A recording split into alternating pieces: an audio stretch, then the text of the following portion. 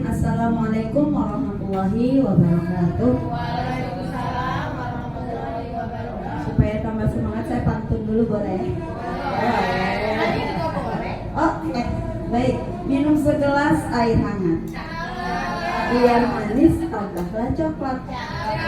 Assalamualaikum para sahabat. Pagi ceria makin semangat. Coba mana jagoan SDN Grogol Selatan 01? SDN Grogol Selatan 01 Bisa, hebat, luar biasa. Oke, yang terhormat Bapak Nugroho Hartanto selaku Wakil Kepala Sekolah Bidang Kurikulum, para Bapak Ibu Guru SDN Grogol Selatan 01 yang saya banggakan. Puji syukur kehadirat Allah Subhanahu wa Ta'ala di pagi hari ini kita berkumpul dalam kegiatan diseminasi penerapan budaya positif yang nanti akan disampaikan oleh Ibu Yasidah Herawati SPD, yaitu CGP pada angkatan 8 Jakarta Selatan. Baik Bapak Ibu, untuk mempersingkat waktu, marilah kita awali kegiatan pagi hari ini dengan membaca basmalah. Bismillahirrahmanirrahim. Baik Bapak Ibu, saya mohon keikutsertaannya dalam kegiatan ini supaya kegiatan yang akan disampaikan oleh teman kita Ibu Yasi semuanya dapat berjalan dengan lancar dan tentunya dapat memberikan manfaat untuk kita semua. Baik, kepada Ibu Yasidah Herawati dipersilakan untuk memberikan diseminasinya kepada teman-teman.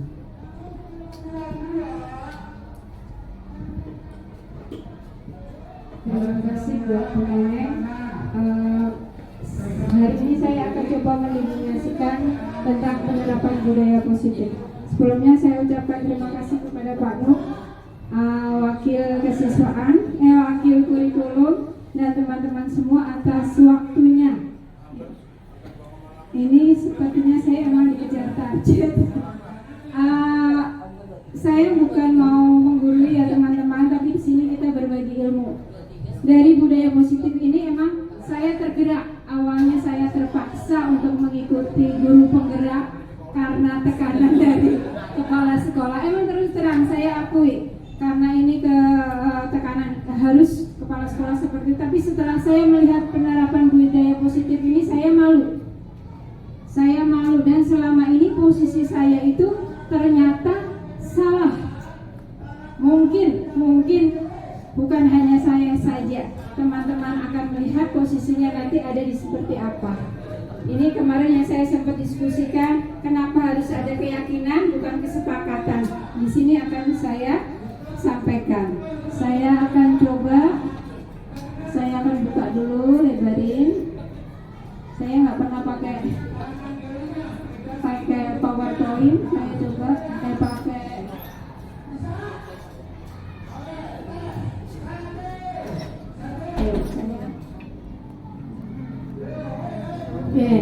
ini harus nanti kalau mau jadi CGP seperti inilah setiap hari kerjaan saya. Tapi tadi kemarin saya selalu bilang, ayo Bu Neneng dan semua teman-teman jangan pernah merasa melihat saya dengan kegiatan saya yang segitu banyaknya akhirnya merasa takut untuk menjadi guru penggerak. Sebenarnya kalau kita sudah biasa mengikuti kegiatan ini, insya Allah akan terbiasa. Karena saya sibuk karena diriwoi dengan kegiatan yang lain.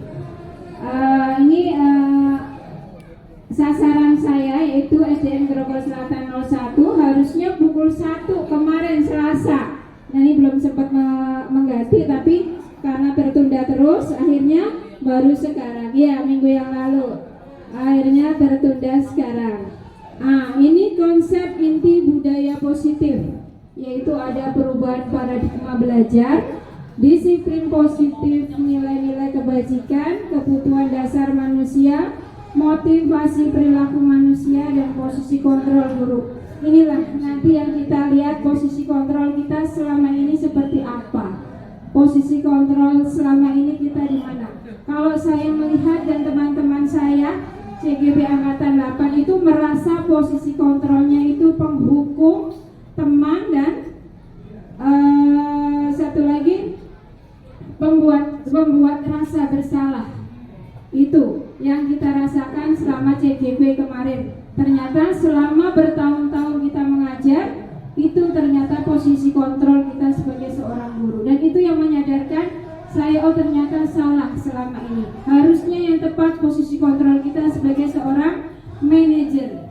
Nanti di sini akan saya contohkan. Kemarin saya minta tolong kelas 5 sama kelas 1 untuk drama segitiga restitusi. Ya, terus kenapa ini ada keyakinan kelas? Dari berawal keyakinan kelas ini nanti akan timbul segitiga restitusi. Kemarin sempat kita diskusi yang Bu Neneng sama Bu Siva ya, kenapa harus keyakinan? Oke, selanjutnya ini paradigma dengan paradigma baru. Pembelajaran dengan paradigma baru dirancang berdasarkan prinsip pembelajaran yang terdiferensiasi sehingga setiap siswa belajar sesuai dengan kebutuhan dari tahap perkembangannya untuk mewujudkan profil pelajar Pancasila. Kenapa selalu dibawa-bawa profil pelajar Pancasila? Bahkan di setiap kelas kita ada profil pelajar Pancasila, karena diharapkan sikap-sikap yang ada di profil pelajar Pancasila ini yang akan muncul di diri peserta didik kita. Jadi paradigmanya, ini yang terjadi sekarang, miskonsepsi di diri kita, terutama saya yang merasakan, karena saya selalu merasa disiplin itu harus seperti itu ketegasannya. Nih, ilusi kita mengontrol murid, ternyata salah ilusinya kalau mengontrol kita. Terus ilusi bahwa kritik membuat rasa bersalah mampu menguatkan karakter, itu juga miskonsepsi. Ilusi bahwa semua penguat positif, efektif dan bermanfaat. Ilusi bahwa orang dewasa berhak memaksa. Kita sering memaksa, terutama saya sendiri, ini buat saya sendiri, memaksa anak-anak, terutama anak kita. Kita berpikir dengan memaksa ke arah positif itu bagus. Ternyata miskonsepsi. Ini yang dimaksud disiplin positif. Dalam budaya kita, makna kata disiplin itu dimaknai menjadi sesuatu yang dilakukan seseorang pada orang lain untuk mendapatkan kepatuhan. Kita cenderung menghubungkan kata disiplin dengan ketidaknyamanan. Sebagai pendidik, tujuan kita adalah menciptakan anak-anak yang memiliki disiplin diri sehingga mereka bisa berperilaku mengacu pada nilai-nilai kebajikan universal dan memiliki motivasi intrinsik bukan ekstrinsik. Selama ini saya juga melakukan motivasinya, ternyata salah dengan memberikan penghargaan. Itu hanya bersifat sementara karena tidak tertanam di dalam diri siswa. Makanya saya bilang dari budaya positif ini saya malu sendiri. Ini saya merasa bertahun-tahun karena baru mendapatkan ilmunya sekarang. Dan cara menangani anak, ternyata anak nakal itu bukan karena ada ininya nakal, tapi karena 5 kebutuhan tidak terpenuhi.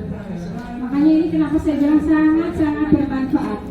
Disiplin positif merupakan salah satu cara penerapan disiplin yang bertujuan untuk menumbuhkan kesadaran dan memerdekakan anak untuk melakukan sesuatu tanpa sogokan, ancaman maupun hukuman. Selalu kita mengancam, nanti tidak naik kelas, ya enggak?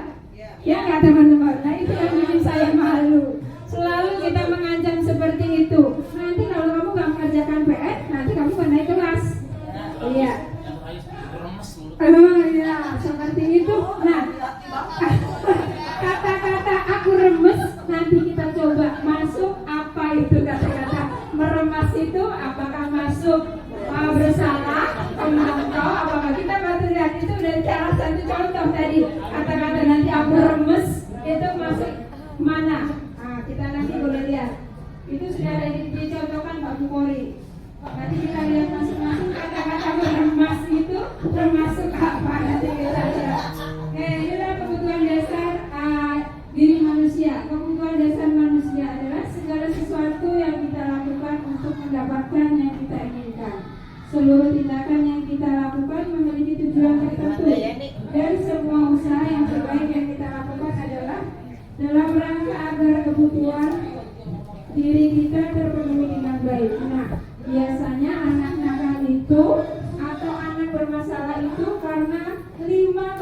dasar itu tidak terpenuhi. Nah selama ini kan kita coba keinginan anak apa sih, tapi kita tidak mencari 5 kebutuhan dasar apa yang tidak terpenuhi dalam diri anak tersebut. Makanya saya malu, benar saya dari diri saya sendiri saya malu. Nah, inilah kebutuhan dasar manusia: bertahan hidup, kasih sayang dan rasa diterima, penguasaan, kebebasan dan kesenangan. Sekarang saya mau coba tanya, bertahan hidup contohnya apa teman-teman? Bermakan, makan. Biasanya seperti sekarang murid saya ada satu, badannya gemuk. Setiap belajar sedikit, ibu, kapan kita makan? Marah itu murid saya itu. Ya, ibu, kapan dia lari-lari? Apa? Mesti pikirannya ke kantin. Tuh, itu ada. Nah, ini saya baru mau telusuri. Ternyata, nah ini kebutuhan hidup, termasuk bertahan hidup. Kalau kasih sayang dan rasa diterima, kasih sayang dan rasa diterima apa? Boleh perhatian dari guru? Dari orang tua. Dari orang tua. Kalau mendapat juara termasuk apa? Itu termasuk reward ya, penghargaan bukan? Rasa diterima. Rasa diterima. Dengan dia mendapatkan nilai yang bagus, akhirnya dia bangga, akhirnya masuk di rasa diterima. Kalau penguasaan, ayo ada nih kasus penguasaan di kelas kita yang kemarin sempat booming. Oh, dia merasa menguasai gitu ya. Menguasai dengan membuli. Ini loh aku. Ini penguasaan. Jadi kita harus memberikan hak anak itu, Bu? Atau gimana maksudnya? Ya makanya nanti kita ini. Jadi makanya kita seleksi ini kenapa? Berarti penguasaannya itu dia kan kepinginnya kebutuhannya dia kan tidak terpenuhi. Tidak terpenuhi. Nah, kita arahkan penguasaannya itu dalam bentuk apa? Mungkin kan dia selama ini dengan menjauhi temannya. Nah, kita sebagai seorang guru PR-nya berarti mengalihkan penguasaan itu ke mana? Nah, ya itu yang ada dalam tanda kutip PR kita. Untuk penguasaan ya udah kasus kita kemarin sampai booming. Itu termasuk penguasaan. Terus untuk kebebasan. Kebebasan contohnya? Saat dia memberikan pendapat. Boleh, kebebasan pendapat. Mungkin kayak di rumah dia dilarang nggak boleh bermain. Bermain kayak kelas 1, kebebasannya dia bermain. Berarti kita harus memberikan waktu bermain. Nah, ini makanya saya bilang bagus banget. Saya merasa malu ya dari sini. Terus kesenangan. Mungkin aku dari pembelajaran dari TK menuju ke SD dengan tetap memberikan permainan, itu memberikan berarti menyembuhkan kesenangan bagi mereka. Ya betul. Sekarang ini motivasi perilaku manusia. Nah sekarang yang sering kita lakukan di mana nih teman-teman? Untuk menghindari ketidaknyamanan atau hukuman, untuk mendapatkan imbalan atau penghargaan. Biasanya kalau anak-anak kan ada yang aku kepingin mendapat coklat, berarti itu kan untuk mendapatkan imbalan atau penghargaan. Untuk menghindari ketidaknyamanan, contohnya apa? Contohnya mengerjakan PR karena takut kalau nggak ngerjain PR dihukum. Betul. Kita mengerjakan PR karena takut dihukum guru. Tidak. Sekarang untuk menjadi orang yang mereka inginkan dan menghargai diri sendiri dengan nilai-nilai mereka percayai. Nah, ini PR kita. Jadi menumbuhkan motivasi internal. Karena selama ini juga saya malu, saya sering memberikan penghargaan dan sering memberikan ketidaknyamanan. Nanti kalau nggak mengerjakan PR, kamu tidak naik kelas. Nah, Untuk menimbulkan motivasi eksternal itu ya nggak salah Bu. Memberikan motivasi eksternal boleh, tapi itu hanya bersifat sementara. Jadi kita memotivasi internal itu biar dipakai selamanya. Jadi misalnya seperti ini, saya memberikan eksternal dengan memberikan penghargaan mungkin makanan atau coklat. Nanti saat di kelas 2 tidak ada semangat. Nah, itu namanya yang bersifat sementara. Makanya kenapa kita harus menumbuhkan motivasi internal. Ini PR, saya juga termasuk PR motivasi internal. Menyenangkan kan Bu Neneng? Ayo, makanya semangat untuk ke guru penggerak. Ayo, yang muda-muda, ayo semangat ke guru penggerak. Nah, ternyata banyak ilmu baru kan Bu Neneng? Banyak ilmu baru kan? Nah, itulah yang saya bikin saya malu. Ayo semangat. Ayo semangat yang muda-muda ke guru penggerak. Inilah yang bikin saya malu, emang terus terang saya ini. Nah, inilah perbedaan hukuman dan konsekuensi dan restitusi.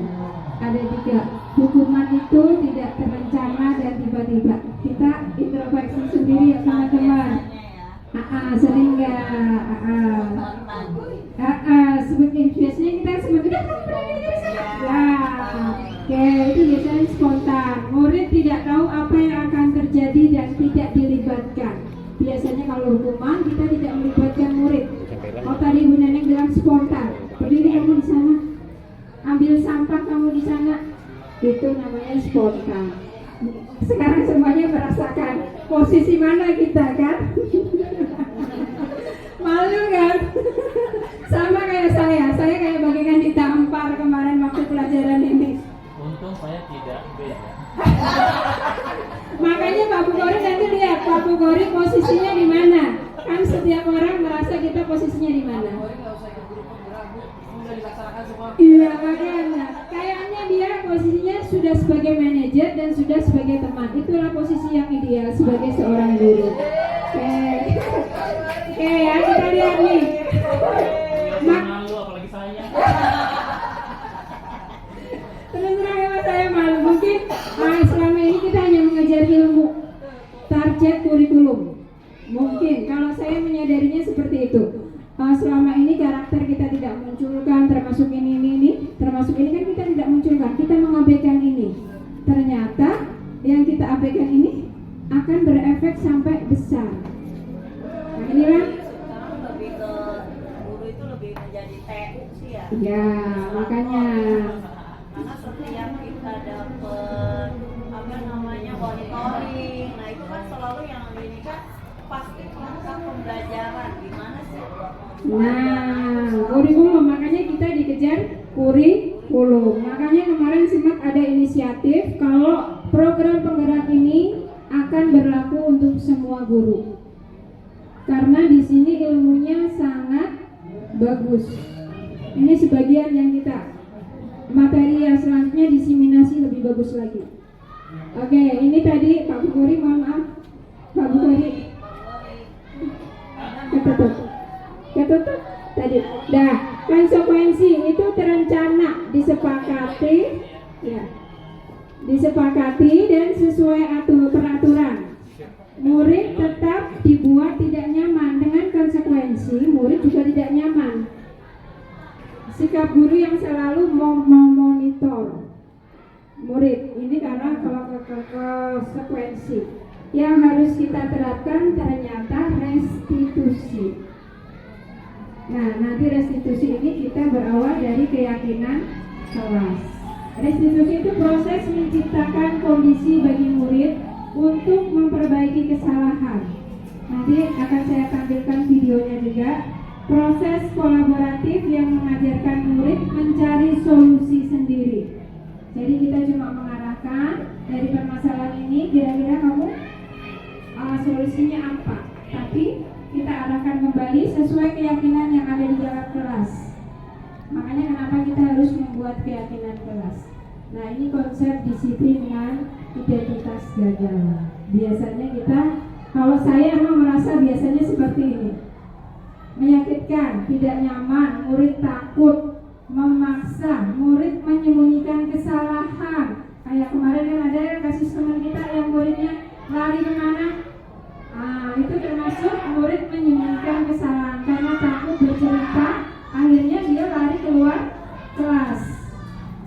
Murid menjadi rendah diri, akhirnya kadang mereka diam dan minder. Nah ini penghargaan juga tidak efektif. Penghargaan tidak efektif karena saat tidak diberikan penghargaan, anak tidak mau mengikuti disiplin positif. Kalau nggak dikasih kelas 1, kalau nggak dikasih permen, ya udah nggak mau tertib. Penghargaan merusak hubungan karena menciptakan persaingan di dalam kelas dan persaingan menciptakan kecemasan dengan ayo siapa yang pintar, siapa yang ini, nanti bios kasih permen. Jadi bukan karena tanggung jawab, tapi karena permen tadi. Menghukum dengan sistem ranking. Kenapa ranking dihapus? Ya ini dasarnya. Terus penghargaan menurunkan kualitas. Berarti kalau saya mah benar-benar ini saya banget gitu. Sayanya malunya dari sini. Ini konsep disiplin dengan identitas sukses. Konsekuensi penguatan jangka pendek, perlu monitoring berkelanjutan, stimulus respon, murid menghormati peraturan, kehilangan waktu untuk merenungkan kesalahan. Sedangkan restitusi, murid bertanggung jawab untuk perilakunya. Fokus pada pemecahan masalah jangka panjang, murid menghormati dirinya orang lain, teori kontrol, dirinya memegang kontrol. Jadi anak memegang kontrol dirinya sendiri. Murid bersemangat memperbaiki kesalahan. Saya juga belum pernah nyoba, tapi akan berusaha mencoba. Ini konsep disiplin pendekatan restitusi, yaitu sebuah cara menanamkan disiplin positif pada murid. Memperkenalkan restitusi. Restitusi adalah proses menciptakan kondisi bagi murid untuk memperbaiki kesalahan mereka, sehingga mereka bisa kembali kepada kelompok mereka dengan karakter yang kuat. Ciri-ciri restitusi bukan menebus kesalahan, namun belajar dari kesalahan, memperbaiki hubungan, menawarkan tawaran bukan paksaan. Misalnya kita mengarahkan, kamu mau seperti apa, solusinya kamu tahu nggak, seperti itu. Tawaran bukan paksaan. Kamu mau melakukan yang mana, kita menawarkan seperti itu. Menuntun untuk melihat ke dalam dirinya, fokus pada karakter bukan tindakan, menguatkan dan fokus pada solusi. Jadi kita lebih mengarahkan ke anak-anak. Nih nanti kita lihat nih posisinya Pak Bukhari sudah seperti apa. Nah ini dia posisi 5 posisi kontrol guru di sekolah. Penghukum menggunakan hukuman fisik maupun verbal untuk menekan murid. Kalau hukuman fisik kita udah tahu. Verbal contohnya seperti apa teman-teman? Kayak tadi kayak Pak Bukhari remes itu apa? Seperti apa itu? Itu penghukum ya. Membuat merasa bersalah, teman, pemantau, manajer atau menghukum. Mungkin itu seperti verbal tadi ya Pak? Menghukum tapi kan remes gitu tadi. Ya, cuma itu aja ya. Kan verbal kan omongan. Tuh, berarti menggunakan hukuman fisik maupun verbal untuk menekan murid. Pembuat merasa bersalah. Pada posisi ini biasanya guru akan bersuara lebih lembut. Pembuat rasa bersalah menggunakan keheningan yang membuat orang lain merasa tidak nyaman, bersalah atau rendah diri. Ada yang bisa mencontohkan? Ayo. Membuat rasa bersalah tapi dengan kata-kata halus. Oh, ini sindiran ya kayak gitu. Iya, ya? seperti sindiran. Ini sebelum saya buka contohnya. Ayo. Sindiran. Seperti apa? Ayo, Pak Bukhari tahu nggak? Membuat merasa bersalah. Pak Bukhari ini Bu posisinya di sini. Ya, Pak Bukhari posisinya di mana? Kalau saya merasa penghukum, membuat rasa bersalah, pemantau dan teman, belum merasa manajer. Oke. Nanti kita lihat contohnya ya, pembuat merasa bersalah seperti apa. Terus teman, guru pada posisi ini tidak menyakiti murid, namun akan tetap berupaya mengontrol murid melalui persuasi. Biasanya kita rangkul anak-anak, itu posisi teman. Kalau pemantau, posisi pemantau berdasarkan pada peraturan dan konsekuensi, sangat mengandalkan penghitungan catatan data yang dapat digunakan sebagai bukti atas perilaku seseorang. Biasanya yang pakai pemantau ini jadi siapa coba? Yang suka catat kesalahan? BP ya. Ya kalau di SMA mungkin BP ya. Kemarin juga dari BP juga ada yang ikut guru penggerak dan sudah menyadari ternyata posisi pemantau itu kurang bisa mengejar sebagai guru yang ideal, yaitu sebagai manajer. Adalah posisi di mana guru berbuat sesuatu bersama dengan murid, mempersilahkan murid mempertanggungjawabkan perilakunya, mendukung murid agar dapat menemukan solusi atas permasalahannya. Kita lihat contohnya nih teman-teman. Nih, contoh penerapan 5 posisi kontrol, penghukum. Biasanya kalau kita pada saat upacara ada yang nggak bawa benda atau atribut, hormat bendera selama 1 jam. Wah, ini namanya Ini Pak Romi, ini Pak Oh, Romi. Pak Romi. Pak Romi, ini Pak Kalau Romi. nggak, kalau nggak tanda tangan Iya, guru. tanda tangan. Terus apa lagi? Itu berarti penghukum. Biasanya kita tanya tadi tidak mengerjakan PR, suruh nambahin lagi nulis saya akan rajin mengerjakan PR. Saya akan, itu biasanya ini namanya penghukum. Kalau pembuat merasa bersalah, berapa kali Bapak Ibu harus memberitahukan kamu? Kamu selalu saja mengecewakan Bapak dan Ibu dengan suara yang halus. Nah, biasanya itu. Saya emang merasa membuat, apalagi kelas 1 ya kan? Iya. Ini sering banget dilakukan kelas 1. Sama-sama tuh, ada saya juga. Kan ini kita mengoreksi diri sendiri ya, Bu ya. Ah? Sebetulnya Ya. dengan kata-kata yang ringan pun kata-katanya ringan, Iya. tapi membuat Tetap ya. anak itu menjadi merasa bersalah. Misalkan begini, ada satu kasus kita comelin, kamu nggak ada kapok-kapoknya. Nah, betul. Iya. Itu sebetulnya Ternyata akhirnya membuka kita semua ya teman-teman. Ya. Makanya kenapa saya bilang ini yang bikin saya malu. Nih, membuat rasa bersalah tadi udah dicontohin Pak Bukori seperti itu. Mungkin secara tidak langsung kita sering melakukan. Sering melakukan pembuat rasa bersalah. Nah ini posisi teman biasanya dilakukan guru kelas tinggi. Ayo dong ikutin aturan sekolah. Tolong bantu ibu sekali ini ya. Ya sudah, tidak apa-apa. Lain kali jangan berbuat seperti ini lagi ya. Itu yang biasa kata-kata yang keluar sebagai seorang teman. Mungkin biasanya kelas tinggi. Ya seperti itu. Nah ini seperti kalau pemantau, kamu sudah melanggar peraturan sekolah, kamu tahu konsekuensinya, itu kita memantau. Setelah upacara kamu beli atribut ke koperasi dan jangan diulang lagi ya. Itu biasanya seperti itu untuk pemantau. Mudah-mudahan kita sebagai seorang manajer. Apakah kamu tahu kesalahanmu? Kira-kira bagaimana kamu memperbaikinya? Nah ini yang sering kita terlupakan. sedih banget ngomongnya. Padahal ternyata kalau kita praktek, kadang emosi kita yang lebih dulu. Tapi mungkin itu bahasanya kita suka gini juga kan ya. Kamu tau gak sih kesalahan kamu sebenarnya? Iya. Tapi kalau ini kan karena bahasanya manajer, lebih kepemimpinan, jadi ya Lebih mungkin cara halus. berbahasa aja kan ya. Nah, nanti kenapa ada segitiga restitusi? Itu nanti adanya menstabilkan. Ada menstabilkan anak, ada identitas kesalahan. Jadi anak ditahu ini loh kamu salah. Iya. Iya, biar mikir. Ini keyakinan.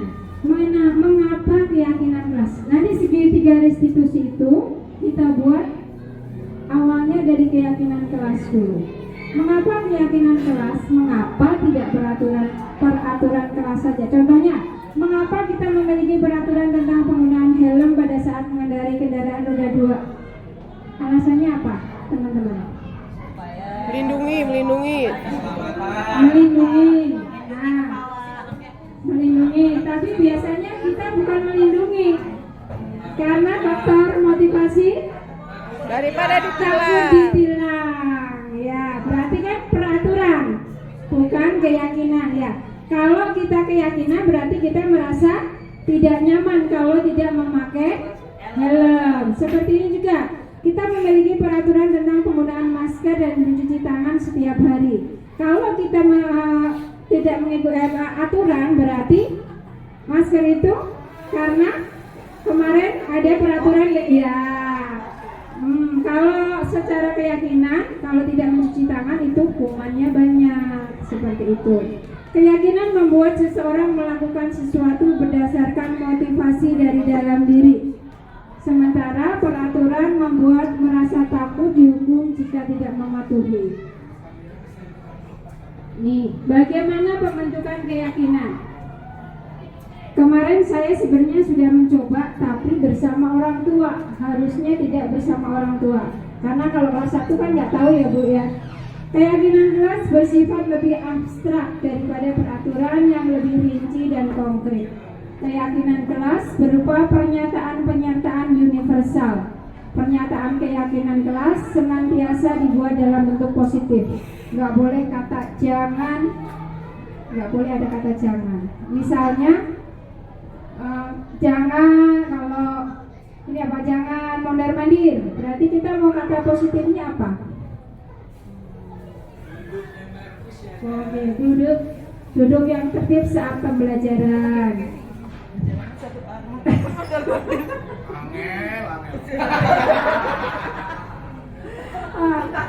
Terus keyakinan kelas hendaknya tidak terlalu banyak, jadi hanya beberapa saja, sehingga mudah diingat dan dipahami semua warga kelas. Keyakinan kelas sebaiknya sesuatu yang dapat diterapkan di lingkungan tersebut.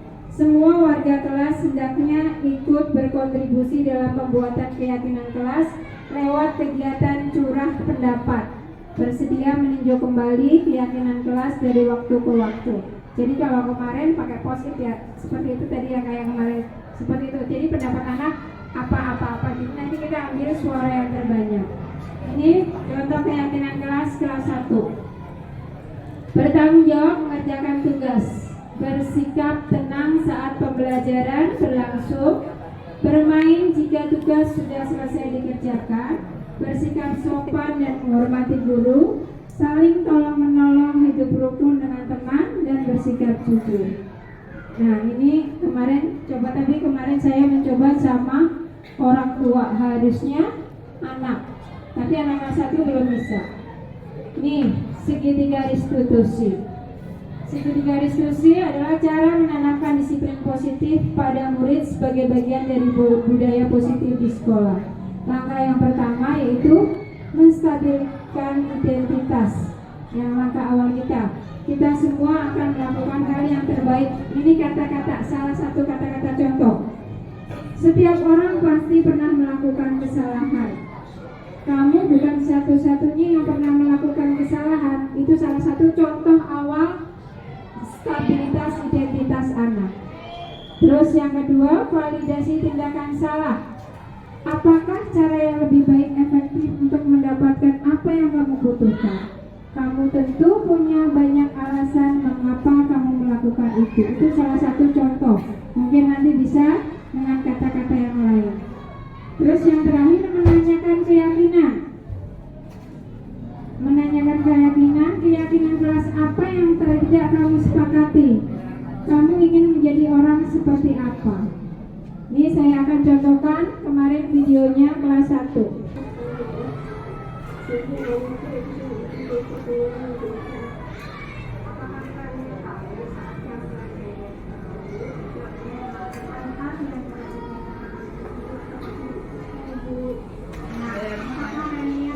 Anakku tawuran.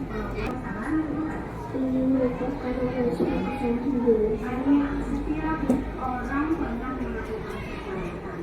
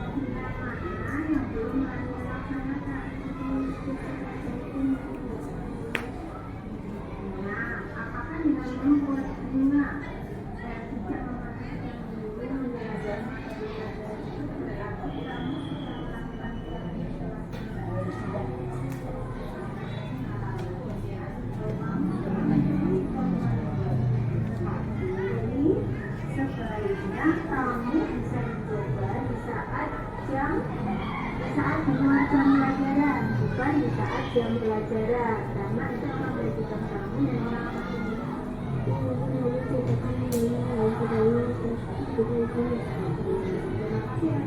Mudah-mudahan menjadi lebih baik lagi ya.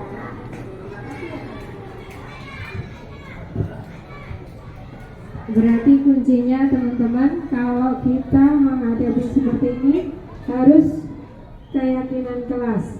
Makanya mumpung di awal tahun pelajaran, kemarin Bu Neneng peraturan ya Bu Neneng, jadi bukan peraturan tapi keyakinan kelas. Ayo mari kita galakan membuat keyakinan kelas.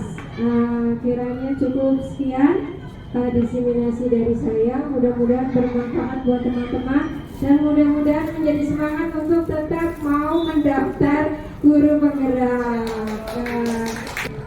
Kita kan selama ini barangkali tadi seperti Bu Yosi malu sendiri gitu kan, mungkin kita selama ini salah penerapan yang kita buat. Kadang-kadang ada yang bikin peraturan kelas, ada yang bikin tata tertib kelas gitu kan, dan semuanya itu kalimat-kalimatnya atau kalimat-kalimat negatif, menggunakan kata-kata negatif, padahal tadi kan mestinya positif. Terus juga barangkali yang kita buat selama ini bukannya apa namanya tadi, Restitusi, bukan restitusi tapi itu konsekuensi sama aturan hukuman. Karena ada di situ ada sifatnya terencana, kan ada lagi tadi istilahnya apa, ada sanksi kan gitu. Ya. Jadi bukan bertanya sih, bukan bertanya, cuma barangkali menyadari sama-sama kekeliruan kita selama ini bahwa Ya. yang mesti kita bikin adalah keyakinan kelas. Iya, awalnya kita mau membuat keyakinan kelas. Oke. Ternyata sama ya Pak ya. Jadi saya menyadari ya, saya kemarin juga karena kasus ini Pak, saya malu sendiri. Saya malu sendiri karena ternyata dari tahun ke tahun itu saya menerapkan seperti itu peraturan, dan itu mengefek ke anak-anak. Mungkin anak jadi rasa takut sama kita seperti itu. Sebenarnya ini berhubungan dengan filsafat Ki Hajar Dewantara Pak. Jadi sebelum ke segitiga restitusi ini kita ada filosofi Ki Hajar Dewantara. Next akan saya diseminasikan karena terlibat terus ya Pak ya, berkesinambungan, mudah-mudahan akan bermanfaat buat kita semua. Dan saya juga sendiri Pak belum bisa mempraktekkan, tapi pelan-pelan akan saya coba dengan mengawalinya membuat keyakinan kelas. Keyakinan kelas dibuat bareng-bareng Pak. Anak-anak misalnya membuat jangan ribut, nggak apa-apa, tapi kita coba mengarahkan mereka untuk membuat kalimat negatif itu menjadi kalimat positif. Jadi nggak apa-apa senatural mungkin anak-anak membuat keyakinan kelas, tapi kita arahkan kalimat negatif itu menjadi kalimat positif. Mungkin seperti itu. Mumpung awal tahun semester, awal tahun, ayo kita bareng-bareng membuat keyakinan di dalam kelas, bukan peraturan. Mungkin seperti itu Pak. Pak Bukhari bukan menanyakan tapi menghimbau ya Pak ya, karena menyadari kita. Ada lagi?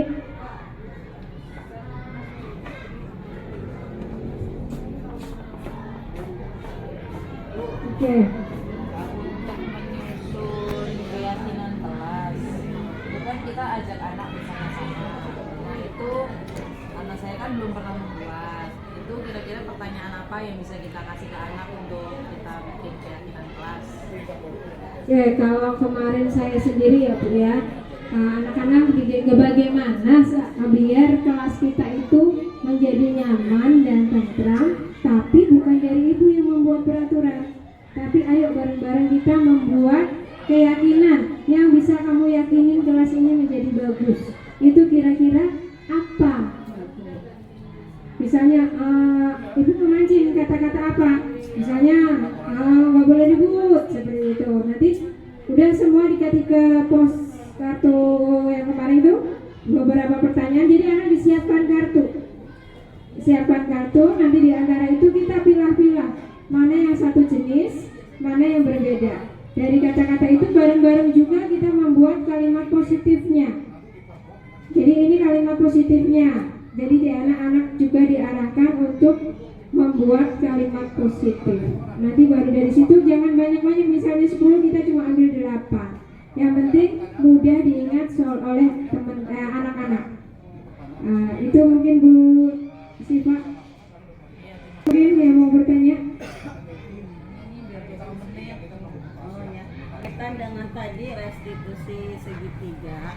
Nah itu kan saya sudah membuat kesepakatan kelas nih. Berarti kan dari teksnya itu harus diganti berarti ya keyakinan kelas. Tapi masih ada beberapa di kesepakatan kelas yang kami buat itu masih ada menggunakan tidak diperkenankan membawa HP ke sekolah. Nah itu kalau masih ada kata-kata tidak itu bagaimana Bu Ya, solusinya? solusinya kalimat positif. Jadi kata-kata tidak itu kita susun lagi menjadi kalimat positif. Ya, bagus kalau sudah membuat, berarti tinggal merevisi ya Bu ya, sama merevisi kata-katanya menjadi keyakinan kelas. Ya. Oke Bu Neneng, terima kasih. Ada yang mau ditanya lagi?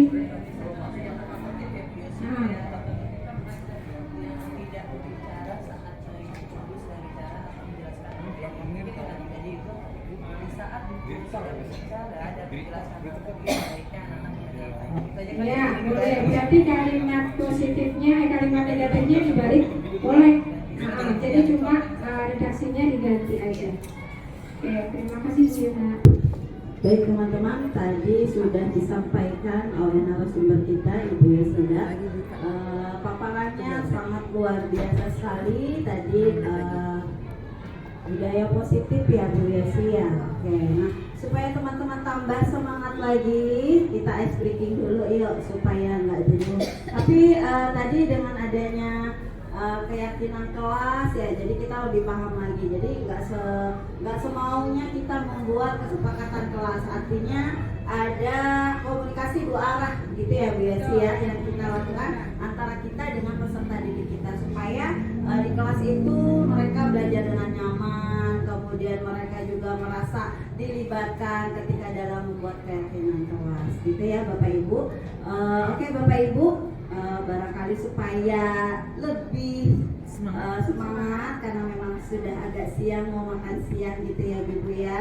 Jadi coba pasti ketawanya kenceng ya, coba buka mulut tertawa 3 kali, ha ha. Buka mulut tertawa 2 kali, ha ha. Buka mulut tertawa 1 kali, ha. Buka mulut tertawa tanpa suara. Ya, oke. Kayaknya kurang cantik gitu ya. Tapi jangan dekat temannya ya Bu ya. Oke, diulang sekali lagi coba. Bersuara ya Bapak Ibu. Ya, 1, 2, 3. Buka mulut tertawa 3 kali, ha ha ha. Buka mulut tertawa 2 kali, ha ha. Buka mulut tertawa 1 kali, ha.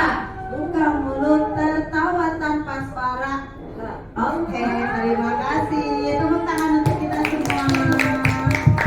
Baik teman-teman, Bapak Ibu Guru, tadi kita sudah ice breaking sejenak. Kira-kira tadi yang sudah disampaikan sama Ibu Yosi, Bapak Ibu menyimak atau tidak? Nah sekarang saya tanya dengan Bu Hilta. Tadi kan kita sudah belajar tentang keyakinan kelas. Nah kira-kira Bu Hilta di kelasnya itu bagaimana melibatkan siswa dalam membuat keyakinan kelas?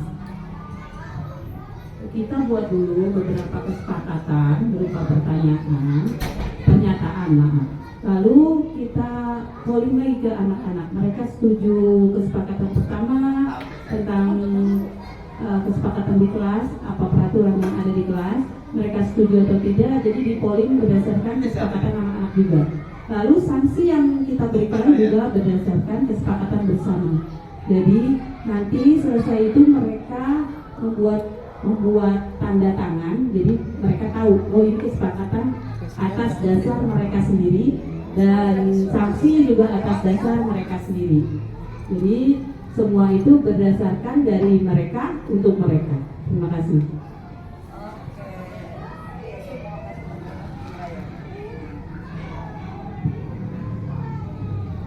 Saya kasih tanggapan untuk Bu Hilta.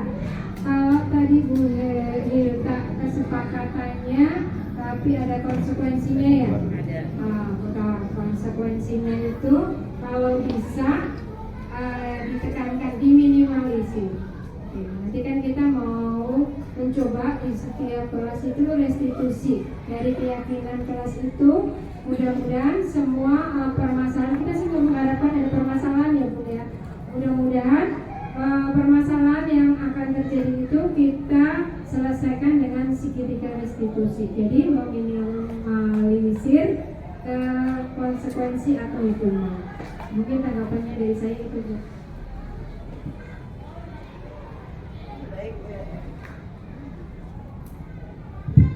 Baik Bu Yesi, terima kasih. Jadi ketika kita membuat keyakinan kelas atau biasa karena kita masih agak rancu ya, atau bahasa baru ya keyakinan kelas, kita biasanya kesepakatan kelas. Jadi diharapkan mengurangi kata-kata negatif ya. Jadi kita lebih ke penerapan budaya positifnya kepada siswa didik kita. Jadi mengurangi rasa menghukum atau hukuman kepada siswa, kemudian mengurangi rasa bersalah mereka. Jadi kadang memang kita kadang-kadang suka, kok tadi nggak nyampu, kamu ngapain aja. Nah kadang-kadang terbesit seperti itu. Jadi benar-benar meminimalisir arti dari hukuman, kemudian meminimalisir dari sanksi ya, supaya anak ini benar-benar nyaman. Karena memang di penguatan profil Pancasila ini, belajar Pancasila memang anak benar-benar dibebaskan seperti itu ya Bu Yesi ya. Jadi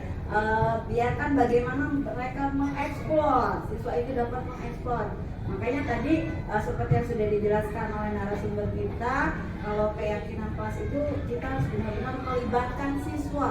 Jangan sampai kita yang benar-benar guru, benar-benar sebagai guru, tapi kita tidak menghambakan anak didik kita atau peserta didik kita. Barangkali seperti itu ya Ibu ya.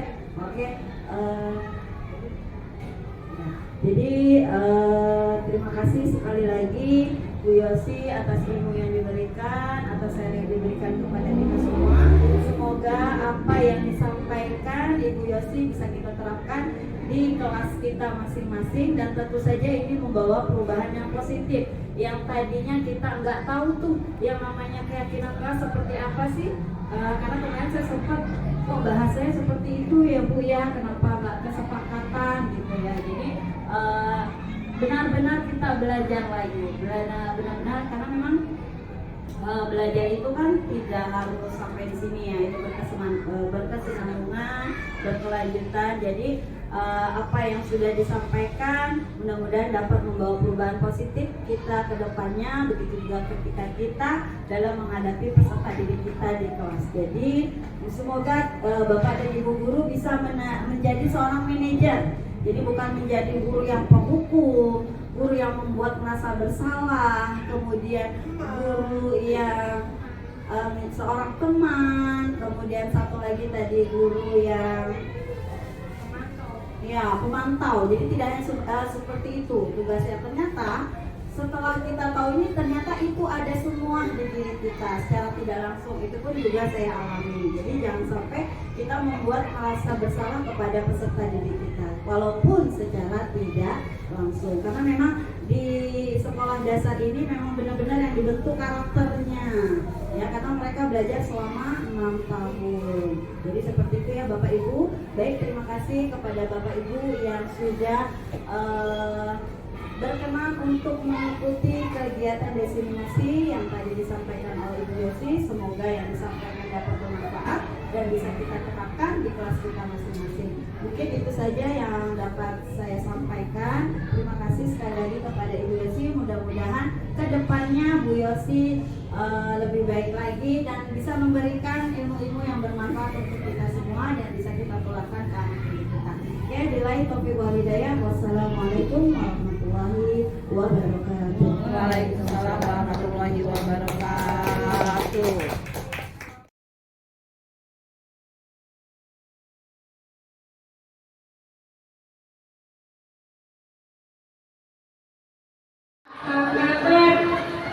Jawabnya baik-baik saja. Ya, halo, apa kabar? Baik-baik saja. Oke, hari ini kita bertemu lagi. Hari ini ada apa saya? Hari ini kita sudah berolahraga.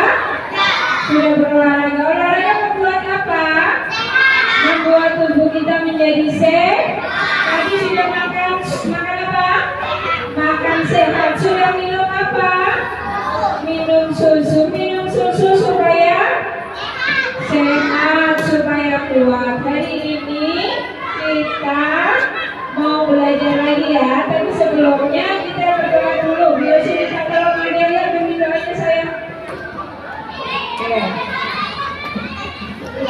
Ya.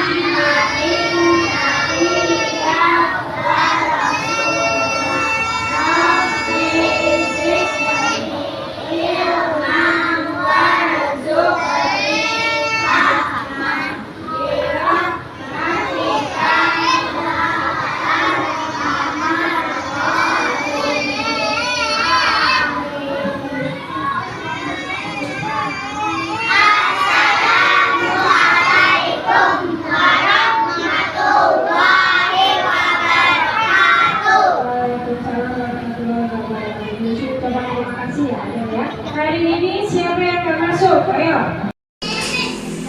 Oh, mengerjakan tugas. Supaya kamu kelasnya tertib, apa yang harus kamu lakukan? Apa? Nah, ayo, nggak tahu. Kamu nulis apa lagi? Biar kelas kamu tertib. Apa? Senyum. Salin boleh, tulis. Salin, pintar tuh. Berarti ketemu guru harus salin apa? Tulis apa boleh? Mau tulis apa? Oke, boleh aja boleh kalau buat kartun. Oke, tulis ada di sana saya. Oke, terus apa lagi selain salah? Ayo, kamu udah bisa nulis? Belum? Sapa. Tadi jujur, harus saling, apa lagi? Nah, boleh. Siapa yang sudah berkata bohong? Ya, apa lagi? Hah? Sudah belum? Oke. Faisal sudah belum? Ini lagi ya? Oke, nih kesepakatan kelas kita. Faisal sudah belum? Ayo, Faisal. Ayo, kita perhatikan ya, Piano, cantik. Oke, Bu Yosi akan bacakan kesepakatan kelas. Kalian harus mengerjakan ini. Piano, kalau ada orang berbicara, ini termasuk menghormati tidak? Tidak, kalau menghormati berarti saat ada orang berbicara, kalian mendengarkan. Nih, kesepakatan kita, tidak boleh mengejek teman. Berarti tidak bolehnya nanti kita ganti yang positif. Ya. Terus yang kedua harus jujur. Berarti di kelas kita nggak ada yang berkata bohong. Terus salin. Tuh, kata si Abi, kalau ketemu Bu Guru harus salin. Terus menghargai teman dan Bu Guru. Tadi kita contohkan kesepakatan kita tidak boleh